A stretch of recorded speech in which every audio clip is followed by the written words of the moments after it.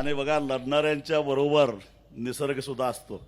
तुम्ही उन्हात बसलाय म्हटल्यानंतर लगेच तुमच्यावर ढग धरलेला आहे, तुम्हाला सावली केलेला आहे। घाबरू नका, हे संकेत शक्तिपीठ महामार्ग हद्दपार करण्याचे आहेत, हे आता सांगून ठेवतो तुम्हाला। खरं तर गेली 3 वर्ष आम्ही हा शक्तिपीठ महामार्ग रद्द व्हायला पाहिजे यासाठी आंदोलन करायला लागलोय। हे आंदोलन करत असताना आमच्यावर काही लोकांनी आरोप केले की हे विकास विरोधी आहेत। आम्ही एवढंच म्हटलं, आमचे गुरु शरद जोशी सांगायचे तुम्ही विकासाचे मनोरे बांधा, पण शेतकऱ्याची थडगी बांधून त्याच्यावर विकासाचे मनोरे बांधू नका। आज आम्ही सुद्धा तेच सांगतो की आमची थडगी बांधून तुम्ही विकासाचे मनोरे कुणासाठी बांधणार आहात? कारण हा जो कोल्हापूर जिल्हा आहे, या कोल्हापूर जिल्ह्याला शेती करायला शिकवलं कोणी? राजर्षी शाहू महाराजांनी राधानगरी धरण बांधून बागायती शेती करायला आम्हाला शिकवलं। नुसतं बागायती शेती करायला शिकवलं नाही, तर बागायती शेती करत असताना त्यातून जी काही बचत निर्माण होते ती बचत उद्योगामध्ये कशी गुंतवायची हे, आणि शेतकऱ्याचा पोरगा उद्योजक झाला पाहिजे म्हणून उद्यम नगरी स्थापन केली। तेवढ्यावरच शाहू महाराज थांबले नाहीत, तर शेतकऱ्याच्या पोरांनी व्यापारी सुद्धा बनलं पाहिजे म्हणून जयसिंगपूरची बाजारपेठ बसवून शेतकऱ्यांच्या पोरांना व्यापारी बनवलं। असा हा कोल्हापूर जिल्हा आहे आणि या कोल्हापूर जिल्ह्याचं वाटोळच करायचं, कारण हा कोल्हापूर जिल्हा आज पंजाब नंतर दरडोई उत्पन्न जास्त असणारा जिल्हा आहे। याचं कारण हा जिल्हा कृषी प्रधान जिल्हा आहे। या जिल्ह्यातली शेतीतली बचत उद्योगधंद्यामध्ये गेली म्हणून शेतकऱ्याची पोरं उद्योजक झालेली आहेत। या जिल्ह्यातली पोरं व्यापारी झालेली आहेत, व्यावसायिक झालेले आहेत। 7 समुद्र पार आपला शेतीमाल निर्यात करण्यापर्यंत आमच्या शेतकऱ्यांची पोरं गेलेली आहेत। आणि या कोल्हापूर जिल्ह्याला कुणाचं तरी दृष्ट लागायला लागलेला आहे त्यांच्या स्वार्थासाठी। आपल्याला रस्त्याची गरज आहे का हो?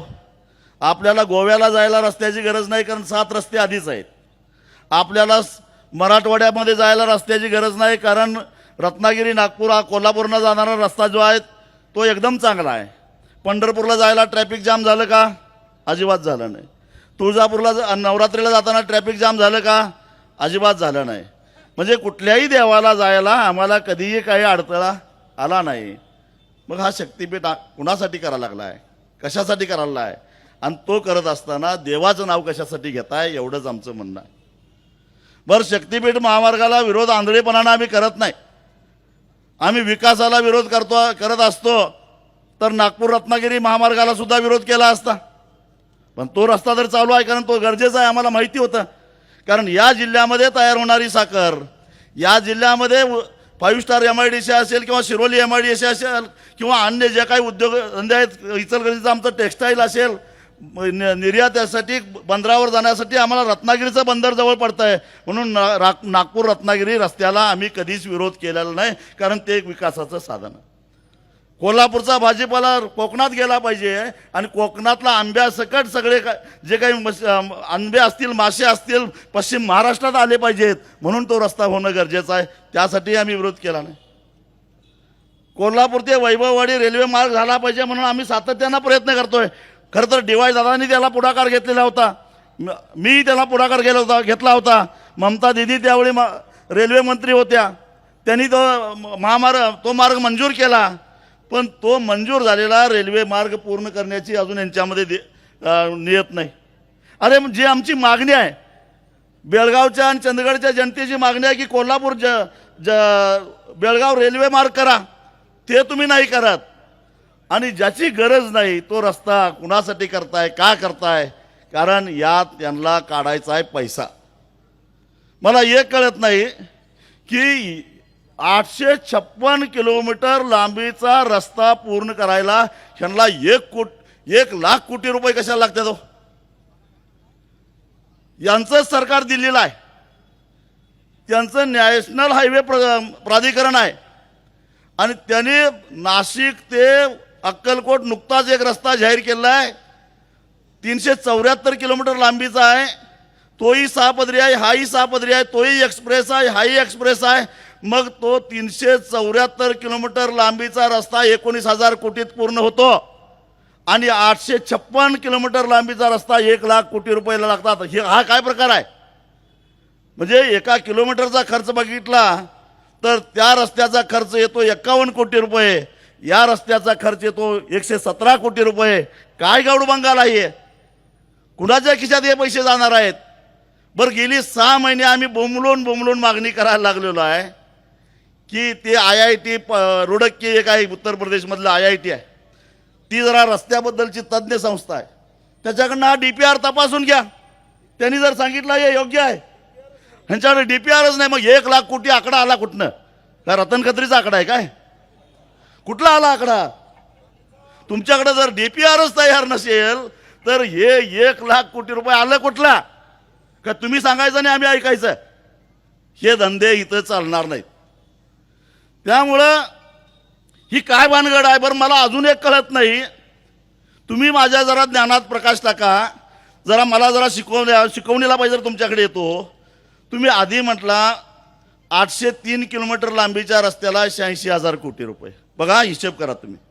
803 किलोमीटर लांबीच्या रस्त्याला 86,000 कोटी रुपये आणि 856 किलोमीटर लांबीच्या रस्त्याला 1,00,000 कोटी रुपये. म्हणजे वाढलं किती? 53 किलोमीटर. आणि खर्च वाढला किती? 14,000 कोटी.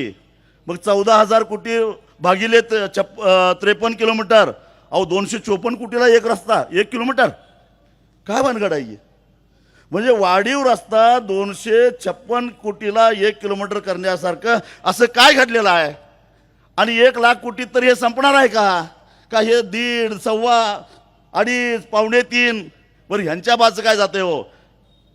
हे बघा, आमदाराला टोल नाही, खासदाराला टोल नाही, कलेक्टरला टोल नाही, तहसीलदारला टोल नाही, पोलिसाला टोल नाही, न्यायाधीशाला टोल नाही. टोल आहे फक्त सामान्य जनतेला. म्हणजे हे सगळं पैसे फेडायचं आहेत तुम्ही आणि आम्ही, हे ध्यानात घ्या. हे माझ्याच मारणार आहेत, फुकटच धरणार आहेत ते देवाला. मग यांच्यासाठी आपण आपला बळी का द्यायचा? बरं, नुसतं एवढंच नाही, तुम्हाला माहिती आहे आता पुढच्या महिन्यामध्ये, जुलै महिन्यामध्ये आपल्या जीव मुठीत धरून आपल्याला गावात राहायला लागतं. का? तर जुलै महिन्यामध्ये आपली कुंभी, कासारी, भोगावती, दूधगंगा, वेदगंगा, आमची पंचगंगा, वारणा, सगळ्या नद्या पात्राच्या बाहेर पडतात. पात्राच्या बाहेर म्हणजे 2-2, 3-3 किलोमीटर बाहेर पडतात. आता हे रस्ता करत असताना त्या पाण्याच्या प्रवाहाच्या विरोधामध्ये डोंगरासारखा जर का हे भरावा टाकत गेले तर मी तुम्हाला सांगतो, पार अगदी राधानगरीपर्यंत हे पाणी तुंबत जाणार आहे. पाठीमागं इकडं पाटपन्हाळ्याच्या पाठीमागं पाणी तुंबत जाणार आहे, तिकडं वारणेला पिरीड मलकापूरपर्यंत पाणी तुंबत जाणार आहे. आणि मग त्या नदीकाठावर असणाऱ्या गावांची अवस्था काय होईल याचा विचार करा. अरे, आधीच महापुरानं आम्ही हैराण झालेलो आहे. थोडं नाही तर या कोल्हापूर आणि सांगली जिल्ह्यातला मिळून 25 लाख टन ऊसाचा फटका बसणार आहे आपल्याला. एवढं उत्पादन घटणार आहे ऊसाचं. कारण 2-2 महिने जर का शेतातलं पाणी गेलं नाही तर ऊसाची अवस्था काय होईल? तुंबलेलं पाणी तसंच राहणार आहे. आणि हे जर तुम्हाला बघायचं असेल तर यावर्षी पावसाळ्यात तुम्ही जरा आमच्या शिरोळ तालुक्यात या. आमच्या शिरोळ तालुक्यापासून मांजरी पूल, कर्नाटक राज्यातलं चिकोडी तालुक्यातलं मांजरी, अलीकडे मांजरी आणि पलीकडे अंकली, या 2 गावाला जोडणारा एक पूल कर्नाटक सरकारनं बांधलेला आहे कृष्णा नदीवर. दोन्ही बाजूला जवळजवळ 2-2 किलोमीटरचा लांबीचा भराव टाकलेला आहे. आणि त्या भरावाला कृष्णेचं पाणी तुंबतंय.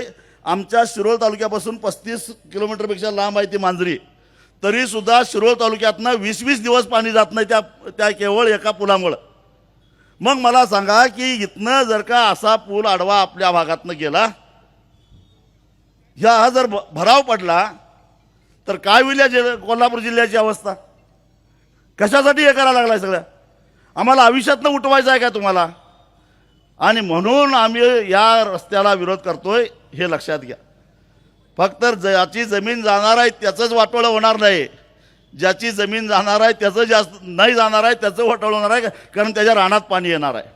पण ज्याचं रानात पाणी येणार नाही पण तुमच्या रानातला पाण्याचा निचरा व्हायला 2-2 महिने लागत असेल तर पाण्यात न बुडणारा माणूससुद्धा त्याला बाधित होणार आहे. आणि अशी शेती किती नुकसान होणार आहे याचा विचार करा. अलीकडच्या काळामध्ये निसर्ग विचित्र वागायला लागलेला आहे. पडला तर 10 मिनिटामध्ये धो पाऊस पडतोय, सगळं वाहून जातंय. मग अशा परिस्थितीमध्ये आमच्या जिल्ह्यातल्या ज्या नद्या आहेत या अवेळी अचानक पडणाऱ्या पावसाचं पाणी वाहून नेण्या एवढं त्यांची पात्र आहेत का? आणि त्या पाण्याच्या प्रवाहामध्ये आम्ही अशा प्रकारचे अडथळे आणले तर जिल्ह्याची अवस्था काय होईल याचा विचार करा. त्यामुळं हा प्रश्न केवळ बाधितांचा नाही आहे. जे बाधित नाही असं कागदोपत्री दिसतंय त्यांचा सुद्धा हा प्रश्न आहे. पूरग्रस्तांना जीव मुठीत धरून गावामध्ये राहायला लागतंय, घरात साप उंदीर अमुक तमुक सगळं शिरतंय, त्यांचा हा प्रश्न आहे. आणि ते कशासाठी, कुणासाठी? अहो मला गेल्या 2-4 दिवसामध्ये काही चिल्ली पिल्ली हे शक्तिपीठ व्हायला पाहिजे म्हणून समर्थन करायला लागलेले आहेत. ते आम्हाला विकास विरोधी ठरवायला लागलेले आहेत. आम्हाला सवय लागलेली आहे म्हणतात विरोध करायचं. आणि मग मला त्यांना एकच प्रश्न विचारायला आहे, तुमचा हिस्सा काय ठरलाय काय? नसला तर ठरवून घ्या. उगाच मागणं आमचं तर वाटोळं झालंयच, पण किमान तुमचा हिस्सा तरी ठरवून घ्या. उद्या आम्हाला जरा समाधानानं बघता येईल. यांचं जरी बाबा कल्याण झालं, आमचं वाटोळं झालं, जरा हिस्सा ठरवून घ्या. थोडं नाही, जवळपास या रस्त्यातनं 60,000 कोटी रुपये ते आणणार आहेत. त्यात तुमचं किती आहेत? 50 कोटी. काय असेल ते हिस्सा ठरवून घ्या. मागणं ही हिशेबाला बसत नाहीत. चालू आहेत काय? आत्ताच तिघांची भांडणं झालं. मागणं हिशेबाला बसत नाहीत. जे काय आहे ते आत्ताच हिस्सा ठरवून घ्या. मागणं भांडत बसू नका. आणि मिटवायला आम्हाला येऊ नका, आमच्याकडे येऊ नका. आम्ही येणार नाही मिटवायला. आपण बंटी पाटील साहेब जायचं नाही मिटवायला. कशासाठी होय? जरा तरी लाज वाटली पाहिजे. या जिल्ह्यातल्या सगळ्या लोकप्रतिनिधींना मला विचारायचं आहे, तुम्हाला या जिल्ह्यातल्या शेतकऱ्यांनी सर्वसामान्य लोकांनी मतं देऊन निवडून दिलेले आहेत. मुख्यमंत्री काय म्हणाल, उपमुख्यमंत्री काय म्हणाल, सरकार काय म्हणाल याचा विचार करत बसला तर 2029ला तुम्हाला ते निवडून आणणार नाही तर ही जनता निवडून आणणार आहे, याचं भान ठेवा. जर तुम्ही या जनतेच्या वाकड्यामध्ये गेला तर तुमचं काही खरं नाही. मला एक कळालं नाही, इथं आम्ही महात्मा गांधींच्या मार्गानं सविनय कायदेभंग म्हणून अगदी सनदशीर मार्गानं आमचं म्हणणं जिल्हाधिकारी द्यायला चालत आलेलो आहे. कारण लोकशाहीमध्ये तुमच्या डोक्यात काय आहे याला महत्त्व नाही, तुमच्या पाठीमागं डोकी किती आहे त्याला महत्त्व असतं. आणि हे काय म्हणत ते, ह्यांचा एक आवडता आरोप आहे, ही 4 टाळकी आहेत, ह्यांच्या पाठीमागं कोणी नाहीत. अरे येऊन बघा जरा मोजून किती टाळकी आहेत आमच्या पाठीमागं. आणि ह्याच्या दुप्पट तिप्पट मागं गावात राहिलेली आहेत. आणि जरा तुमच्यात काय दम असेल तर संयुक्त मोजणी करायला याच, होऊनच जाऊन दे एकदा मैदानामध्ये काय व्हायची स्थिती आहे. एवढंच माझं त्यांना सांगणं आहे. खोटं सांगतात. काय सांगतात? यवतमाळला मोजणी झाली, हिंगोलीला मोजणी झाली, धाराशिवला मोजणी झाली, परभणीला मोजणी झाली, लातूरला मोजणी झाली, सोलापूरला मोजणी झाली आणि सिंधुदुर्गला मोजणी झाली. मोजणी कुठंच झालेली नाही. देवेंद्र फडणवीस, मी तुम्हाला एकच चॅलेंज देतो, तुम्ही या शक्तिपीठ महामार्गाचा जो काय नियोजित 856 किलोमीटर लांबीचा हा जो काय नियोजित तुमचा हे आहे रस्ता आहे, आणि त्याला माझ्या हिशेबाप्रमाणे 21,000 आता वाढले मला वाटतं काहीतरी, नाही 21,000 एकर जमीन जाणार काहीतरी आहे. 25,000 एकर जमीन जाणार आहे. त्यातल्या किती एकर जमिनीची मोजणी झाली एकदा आकडा सांगाच. एकदा होऊनच जाऊन दे. पाहिजे तर घोंगडे टाकून झाडावर खाली कुठेतरी बसूया, तुम्ही मोजला किती आणि आम्ही मोजली अडवली किती याचा एकदा हिशेब करायला बसूया. कारण मी या 13च्या 13 जिल्ह्यामध्ये जाऊन आलेला माणूस आहे. अहो मी हिंगोलीला गेलो होतो, सहज गेलो होतो. तिथं त्या मोनार्क कंपनीचं काही लोक सॉईल सॅम्पल घ्यायला म्हणजे माती तपासायला आलेले होते ट्रॅक्टर घेऊन. आणि हे जे तुम्हाला एक माहिती सांगतो, हे शक्तीपीठ महामार्ग म्हणजे इकडं कोण पवार अमुक भोसले बिसले हे कॉन्ट्रॅक्टर नाहीत, हे लुल्ला फुल्ला असलेच कोणतरी कॉन्ट्रॅक्टर आहेत ते. हां इकडे गुजराती सगळे, सगळे उत्तर भारतीय कॉन्ट्रॅक्टर आहेत. आपली त्यांच्या हाताखालच्या हाताखाली यांचा JCB, यांचा ट्रॅक्टर, एवढंच यांच्या वाट्याला एवढंच आहे. आणि ते मला तिथं हिंगोलीला ते गाठ पडलं. ते उत्तर भारतीय होतं, सॉईल सॅम्पल करायला आलेलं होतं. मी म्हटलं इधर काही को आया है? ते म्हटलं सॉईल सॅम्पल करने का है. ये ट्रैक्टर किसका है? तो म्हटला मेरा है. अगर मैंने इसका ये ट्रैक्टर जलाया तो नुकसान भरपाई मिलेगा क्या? म्हटला ये कहाँ से मिलेगा? म्हटला सरकार नहीं देती तर ये ट्रॅक्टर लेके वापस जाओ म्हटलं. हे इथं आणि हे सगळं सर्वे करायला येणारं साहित्य खाजगी आहे, त्यामुळे द्या पेटवून. सरकारी नुकसान होत नाही, सरकारकडे काय नाहीच. आणि काय आणतंय मोजणी करायला? परवा माळशिरसला के पाटलेला आलेत, मला वाटतं आहे तिथं. त्यांनी सांगितलं ते मोजणीचं मशीनच फोडून टाकलं. काय त्यांची घेतली? ट्रॅक्टर आहे यांचा, ड्रोननं मोजणी करणार आहेत असं मी ऐकलं. आता का तर तुम्ही खाली येऊन देत नाही पण वरनं करणार. पाखरं राखताय का नाही? गोपनी तयार ठेवा. ड्रोन आला रे आला, नेम धरून गोपनीनं ड्रोन खाली पडला पाहिजे. तो बी खाजगी कंपनीचाच आहे, काय काळजी करू नका. सरकारी मालमत्तेचं नुकसानीची केस तुमच्यावर होतच नाही. आणि मला पोलिसांना एक विनंती करायची आहे, किती अतिरेक करता हो. आम्ही सनदशीर मार्गानं आमच्या सगळ्या भगिनी इथं आपली कैफियत घेऊन आल्यात. एवढा बंदोबस्त आमच्यासाठी. आम्ही काय अतिरेकी आहे काय नक्षलवादी आहे? कोण आहे आम्ही? तिथं तिच्या आईला नक्षलवादी काश्मीरात येऊन राजरोज गोळ्या घालायल्यात, तिथं तुमची मर्दुमुखी कुठे जाते? महिला बेपत्ता आहे. अहो आमच्या कुंभोजची एक अल्पवयीन मुलगी 2 महिने झालं गायब आहे, सापडत नाही पोलिसांना. लाज वाटली पाहिजे पोलिसांना. 2 महिन्यामध्ये एका अल्पवयीन मुलीचं कुंभोजचं अपहरण झाले, अजून या पोलिसांना त्या पोरीचा पत्ता लागलेला नाही. आणि हे आमच्या मागे लागलेत. अहो या सभेला एक रेडा आलाय पाठीमागं. त्या रेड्या बघा, रेडा सुद्धा किती धाडशी आहे. इथं निर्भयपणे आला, कारण त्याला माहिती होतं की ही माणसं सज्जन आहेत, ही आपल्याला गुवाहाटीला नेऊन कापणार नाही, त्याला खात्री आहे. पोलीस त्या रेड्याला येऊन देणार.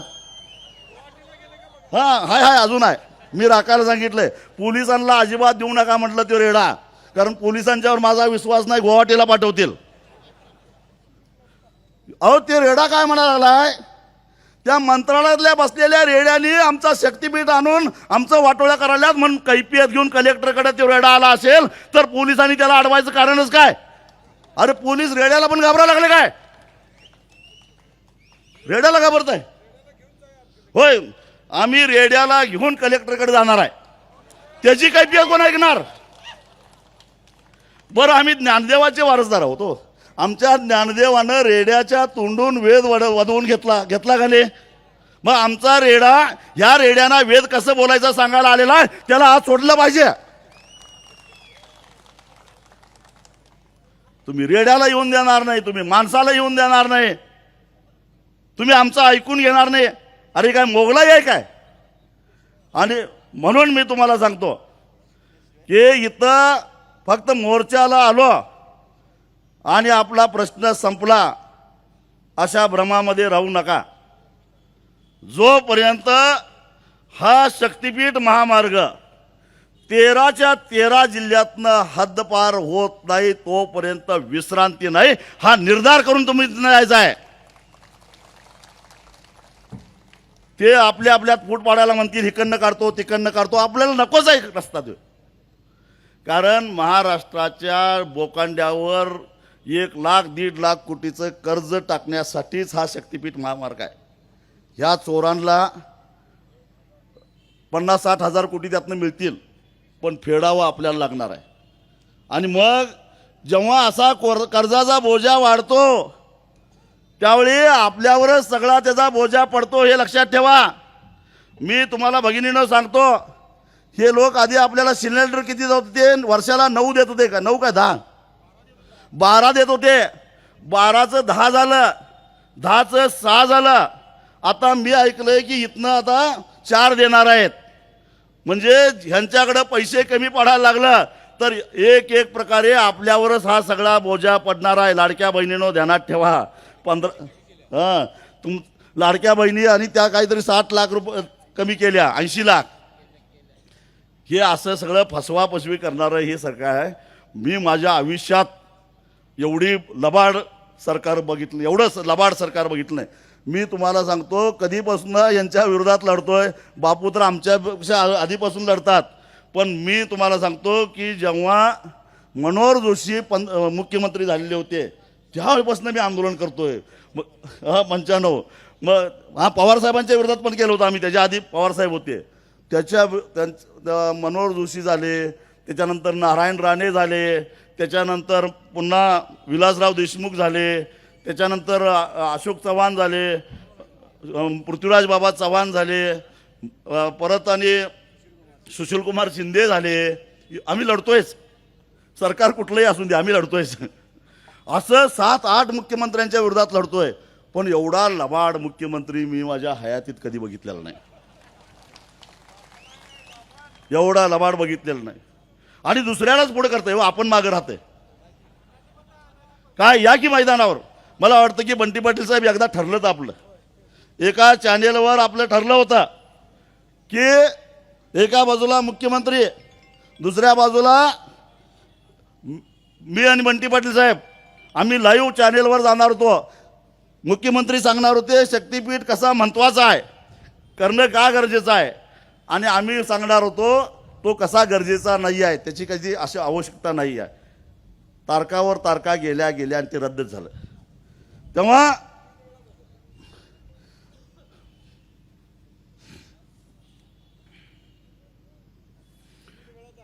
तीन वेळा तारखा बदलल्या. तेव्हा आता तारखा बिरका बदलायच्या भानगडीत पडू नका. शक्तीपीठ महामार्ग रद्द करा. तुम्हाला शक्तीपीठ महामार्ग रद्द करायची बुद्धी सुचावी म्हणून आम्ही काय कनेरी मठावर एक मोठा यज्ञ करावा काय? आणि मी तुम्हाला हमी देतो, गायींना संरक्षण देण्याची हमी देऊन यज्ञ करतो. एक ही गायीच्या जीवाला धोका होणार नाही. काय करायला पाहिजे तुम्हाला? अरे कशासाठी करता ये? का आमच्या जीवावर उठलाय? एक लक्षात ठेवा, हा कोल्हापूर जिल्हा आहे. महाराष्ट्रातला पहिला खाजगीकरणातला रस्ता शिरोळला झाला. महाराष्ट्रातला पहिला टोल शिरोळला झाला, जयसिंगपूरला. पळवून लावणारी माणसं आम्ही आहे टोलला. त्याच्यानंतर कोल्हापूरचा टोल पळवून लावलेली माणसं आहे. त्याच्या आधी महादेवाच्या कृपेनं एक तावडे हॉटेलला एक टोल झाला होता, फोडलेली माणसं आम्ही आहे. तेव्हा आमच्या नादाला लागू नका. आम्ही जर का एकदा ठरवलं तर आमचं सुद्धा ऐकत नाही. बंटी पाटलाला माहीत आहे ऊसाच्या यावेळी काय होतंय ते, दुधाच्या वेळी काय आम्ही करतोय ते सांग. ऊस असो, दूध असो, पाणी असो किंवा नदीतलं पाणी असो, या कोल्हापूर जिल्ह्यावर जर का अन्याय होत असेल तर या कोल्हापूर जिल्ह्यातला माणूस अजिबात ऐकत नाही, कुणाचंच ऐकत नाही. तेव्हा आमच्या नादाला लागू नये एवढंच आमचं त्यांना नम्रपणानं सांगणं आहे. आम्ही काही जास्त धमकी देणार नाही. अगदी नम्रपणानं सांगतो की हे शक्तीपीठ महामार्ग रद्द करा. तुम्हाला जर का अजून तुम्हाला पैसा उभा करायचा असेल तर दुसऱ्या मार्गाने करा जावं, तिकडं काय नोट घालत नाही मी. हे बघा, हे 1 लाख कोटी रुपये खर्च करण्यापेक्षा जुलै महिन्यामध्ये आमच्या नद्या एवढ्या भरत्यात ते पाण्याचं काय करायचं अशी आम्हाला चिंता लागल्या. ते एक कुठली तरी अशी योजना आणा, ते पाणी उपसा आणि ते दुष्काळी भागामध्ये न्या. त्याला 50-60 हजार कोटी लागलं तर घेऊन टाका, अजिबात आम्ही विरोध करत नाही. म्हणजे आमची पुरातन मुक्तता होईल, दुष्काळातल्या तहानलेल्या जनतेला पाणी मिळेल. आणि 7 देतो आम्हाला. आणि तुम्हाला मी सांगतो, देवेंद्र फडणवीस, तुम्ही जर का शक्तीपीठ महामार्ग जर रद्द करणार असाल तर आम्ही तुम्हाला ज्यांच्या जमिनीतनं तो जाणार आहे एकरी 1000 रुपये आम्ही तुम्हाला वर्गणी द्यायला तयार आहे. ते तसा प्रकल्प करायला देऊया काय? हा देऊया, एकरी 1,000 रुपये तुम्हाला वर्गणी देतो. शक्तीपीठ रद्द करण्याच्या बदल्यात ते पाणी उचला आणि तिकडे कुठेतरी घेऊन जावा. आणि ज्यांच्या रानात पुराचं पाणी येणार आहे त्यांनी एकरी 5,000 रुपये द्यायचे. एकदाच देऊया, म्हणजे परत पाणी तर येणार नाही. अशी माझी ऑफर आहे. हे किती पैसे होतात बघा, हिशेब करा आणि कुठंतरी जागतिक बँकेकडनं कर्ज काढा आणि ते जुलै महिन्यातलं पाणी उचला आणि दुष्काळी भागातलं न्या. आमचा तुम्हाला फुल्ल पाठिंबा आहे. मी असं ऐकलं की तुम्हाला पंतप्रधान व्हायचं आहे, व्हा जावा, आमचं काय म्हणणं नाही, व्हा जावा.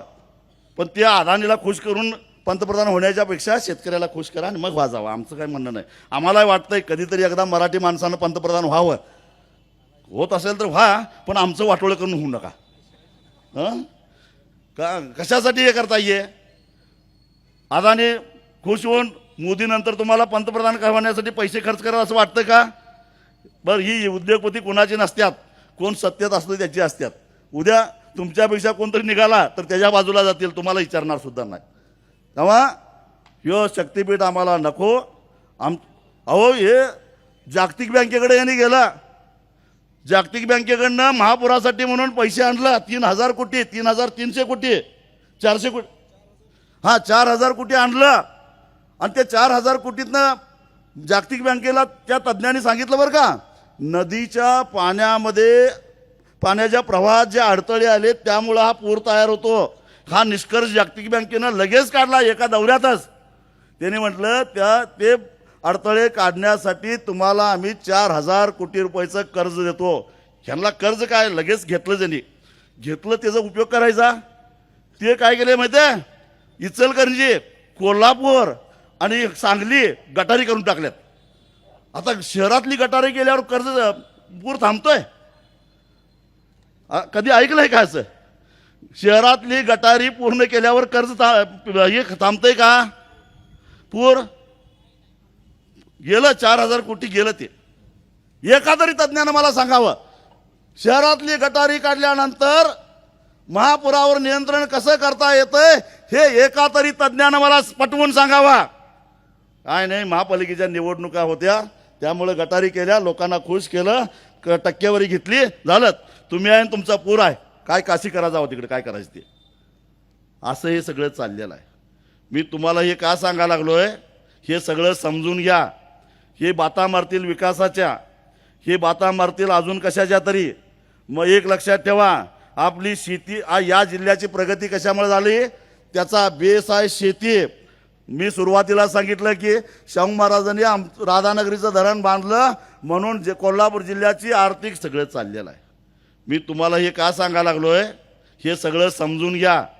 हे बाता मारतील विकासाच्या, हे बाता मारतील अजून कशाच्या तरी. मग एक लक्षात ठेवा, आपली शेती या जिल्ह्याची प्रगती कशामुळे झाली, त्याचा बेस आहे शेती. मी सुरुवातीला सांगितलं की शाहू महाराजांनी राधानगरीचं धरण बांधलं म्हणून जे कोल्हापूर जिल्ह्याची आर्थिक स्थिती सुधारली. त्यामुळं कोल्हापूर जिल्ह्यामध्ये उद्योगधंदे आले, कोल्हापूर जिल्ह्यामध्ये व्यापार वाढला, कोल्हापूर जिल्ह्यामधली पोरं शिकायला लागली. आणि छत्रपती शाहू महाराजांनी काय केलं, ही आपली अडाणी जनता शहाणी झाली पाहिजे म्हणून या कोल्हापूर शहरामध्ये प्रत्येक समाजाचं एक हॉस्टेल काढलं, एक बोर्डिंग काढलं. कारण कुणब्याची पोरं शिकली पाहिजे, त्याशिवाय ती शाकणी होणार नाहीत. शाहू महाराजांना माहिती होतं, महात्मा फुल्यांचा मंत्र माहिती होता, विद्येविना मती गेली, मती विना नीती गेली, नीती विना गती गेली, गती विना वित्त गेले, एवढे सारे एका अविद्येने केले, हे शाहू महाराजांना माहिती होतं. म्हणून शाहू महाराजांनी शिक्षणाची कास धरली, शिक्षण सक्तीचं केलं. या भामट्यांनी गेल्या काही दिवसामध्ये 2,000 मराठी शाळा बंद पाडल्या, जिल्हा परिषदेच्या 16,000. डोंगरदऱ्यातला आमचा आजरा तालुका असेल, शेववाडी तालुका असेल, पन्हाळा असेल, गगनबावडा असेल, चंदगड असेल, या डोंगरी तालुक्यातल्या एक शाळा बंद पडायला लागलेल्या आहेत. शून्य शिक्षकी शाळा या कोल्हापूर जिल्ह्यामध्ये आहेत. जर शाळेत शिक्षकच नसेल तर त्याला शाळा कशी म्हणायची? पण त्या शाळा यांनी अस्तित्वात आणल्या. अरे भामट्यानो, तुम्हाला विकासच करायचा असेल तर माझ्या डोंगरदऱ्यातल्या पोराला योग्य पद्धतीचं स्वतःच्या पायावर उभा राहता येईल अशा प्रकारचं शिक्षण द्या, मग खऱ्या अर्थानं विकास होईल. त्याला सन्मानानं जगता येईल अशा प्रकारचं काहीतरी व्यवस्था करा.